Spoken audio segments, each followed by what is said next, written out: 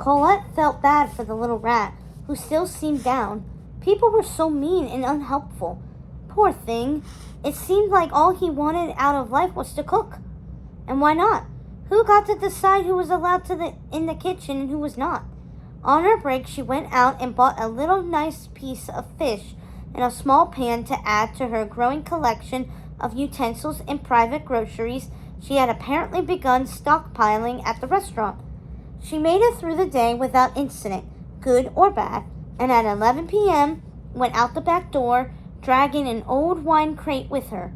The little rat, looking confused but intrigued, watched her push it up awkwardly on its end. Mise en place, Colette said, grunting a little.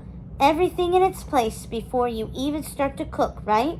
But perhaps you know that already as a tiny chef. The rat nodded enthusiastically. He scampered over, as always, on his hind legs and sniffed each ingredient she pulled out, thoughtful and obliviously already calculating what to do with it. I think we are ready to level it up. How about some filet of sole tonight? She held up the beautiful, clean-smelling pale fish. The rat grinned. She carefully placed it back down on its paper and took out some vegetables, some herbs, a jar of breadcrumbs. The rat frowned at the last thing and put his paw on it, shaking his head. We're not drenching it and frying it? Colette asked, amused. The rat nodded, then shook his head, then nodded, then shrugged helplessly. He pointed at the vegetables and her knife. Okay, boss, she said with a shrug. We'll do it your way, but slowly, eh? I can't always tell what you want. She began chopping turnip, leek, onion, carrot. The rat stopped her once, holding two claws apart. Make the pieces smaller. Minced? Yes, chef. But I think if we're going beyond a mere posset with whatever you're planning, maybe we could add the parsley stems too? Not something she would normally do. Not something to be found in any of Gusto's recipes. But the less waste, the less they had to hide. Plus, it was crunchy and added a deeper note to the mix. The rat seemed to agree it was a good idea and gave her a sharp nod. And so they cooked together. He heated butter in the new pan, turning it this way and that over the flame. She chopped and mixed and did all the things that required a large knife or human fingers. They were able to communicate with minimal sounds, pointing, holding something up to be smelled or felt, tapping with confused or frustrated, which was rare. It was after midnight when they finally finished, but Colette wasn't tired at all. She felt revived, excited about the simple act of cooking like she hadn't been in a long time. What they were doing was new and whimsical. He was a partner whose ideas were truly up to her knife skills.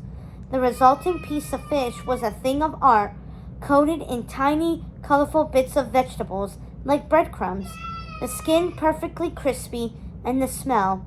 Bon appetit, Colette said, toasting him with a piece on the end of her fork. The rat toasted her back. Mon Dieu, it really is a rat cooking.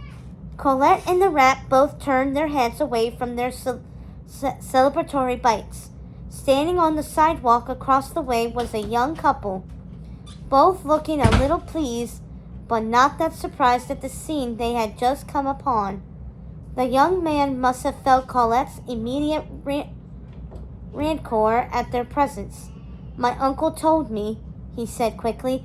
He said he was walking behind Gusto's last night and saw a rat making soup. We just had to see it if it was real. Why don't you come taste if it's for real? Colette suggested. All right, ordered. The rat's eyes widened in worry, but she ignored him, portioning out amuse-bouche-sized pieces of fish on clean squares of fish paper. The couple came forward, wary but intrigued. The young woman gave a little wave to the rat. He waved shyly back. The young man tossed his bite back in one go. Oh my God, that was amazing. What was that? Filet à sole with a party-colored crust of local, in seasoned vegetables as dreamed up by the chefs before you, Colette said airily, mimicking Mustava. This is delicious, the young woman said, nodding at the rat politely. She licked the paper. Can I tell my friends about this? They would die, the young man said. Of course. Limited seating, though. The chef de cuisine has small hands. The little rat grinned and stuck out his paws, right on cue. The couple laughed delightedly. Wild, the young man said. Not just a rat who can cook, but a rat who looks incredibly well. See you tomorrow night, little chef. The rat waved happily as they left. The moment they were around the corner, Colette let her haughty food industry demeanor drop. She grinned like a kid. They loved it. They loved our food. She gave him a high five with one index finger. The rat jumped up and down ecstatically. We will have to think bigger for tomorrow night. Should we do a souffle and a bread? No, that won't work with the camp stove. How about something besides fish, though? The two very different chefs talked in their own way until the wee hours about to what to serve, giddy with the possibilities.